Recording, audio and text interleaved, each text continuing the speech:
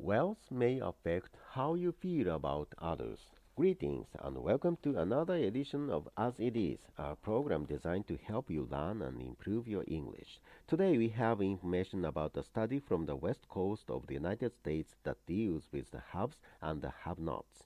It is about money and power and how those with it feel about those without it.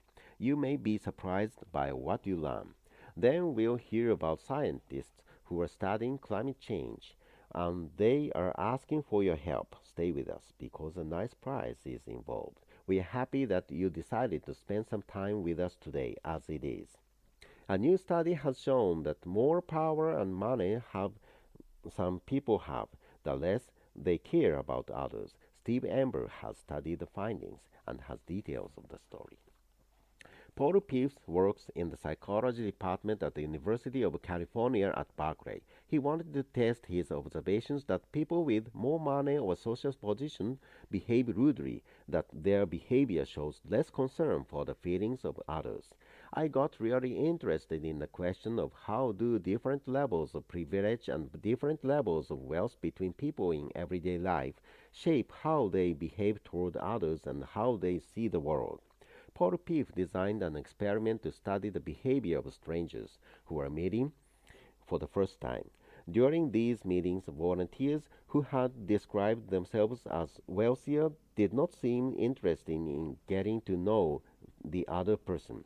People who had identified themselves as not wealthy were more likely to listen and look at the stranger. They laughed more. They seemed to enjoy to get together.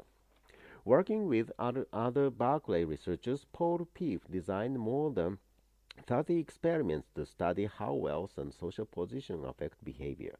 One experiment studied the actions of drivers on a busy street. The researchers found that people driving pricey cars were less likely to stop for people trying to walk across the street. These drivers ignored traffic laws more often than drivers of older or less costly cars.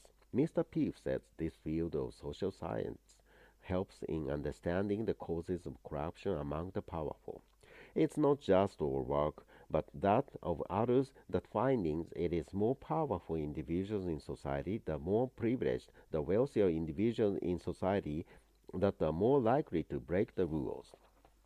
He says the research suggests that for many people, power and money can have a corrupting influence on social behavior. He is concerned that as wealth inequality increases in society, there is a strong pressure for people who care about fairness and equality to violate their own rules of good behavior. Who are the people that don't do that? He is interested in learning about people who resist the corrupting influence of power of health, those who do not cheat or lie to get more for themselves. And the question I want to answer is, what are the effects of social class on everyday life? He says the experiments do not show that some people are good and some people are bad. It's not the case that if you are wealthy, you are necessarily antisocial, selfish, or corrupt at all. That's not what we document. Paul Peeves says it does show that for some people, increased wealth, power, and status can change their behavior. He says the attention to the self at the expense of others can be costly to society. The research at Berkeley has been done with North Americans from many ethnic groups and all races. Paul Peeves says he and his colleagues are interested in working with researchers in other countries. They want to try to understand how wealth affects human behavior around the world.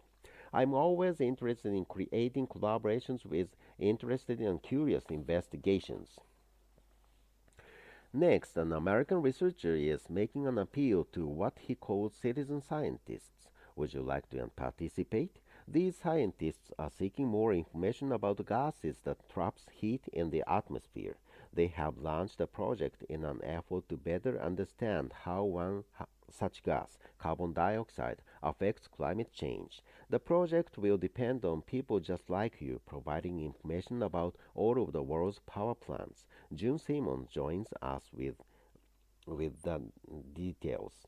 Kevin Gurney is an atmospheric scientist at Arizona State University. He is making a map of the world's carbon dioxide emissions. Power plants are major producers of those gases. They are believed to cause more than 40% of carbon dioxide emissions. Kevin Gurney says there is good information about emissions in the United States, Canada, India, and the European Union, but he says estimates for the rest of the world are not complete. And in fact, it's so inaccurate that is really insufficient for the type of science that we are trying to do. Kevin Gurney's project is called Ventus, a word that means wind in Latin. He has set up a website where people around the world can provide information about power stations. We need two pieces of information. We need the amount of electricity generated at a power plant, which, if you live near one or you know somebody that works there, that information is pretty readily available. Most people will know that. We also just need to know the primary fuel. And with those two things, we can actually create a better estimate of CO2 emissions that we do right now. The Ventus project database currently lists about 25,000 power plants. The Garni says there are plants missing from the list. He is asking others to provide the missing information. One of the project's goals is to create a regularly updated map of carbon dioxide emissions everywhere in the world. We will produce the emissions on the map every hour, every year. We will use that within models of climate change to more accurately characterize emissions, greenhouse gas concentration, and the projections of those concentrations into the future. The Arizona researcher wants citizen scientists to register on their website. The person who provides the most usable information will be named Supreme Power Plant Emissions Guru. That honor comes with an award and recognition as the co-author on a scientific paper about the project. By the way, you can see the map on the Ventus website. The scientists change it as new information comes in. Kevin Gurney says he hopes it will help better inform policymakers and the public. He also expects citizens engaged with the project to become activists for change. It's time for us to make room for more learning English programs. And then world news at the beginning of the hour. We'll leave you with the wonderful music of American composer Aaron Copland, who was born on this day 113 years ago.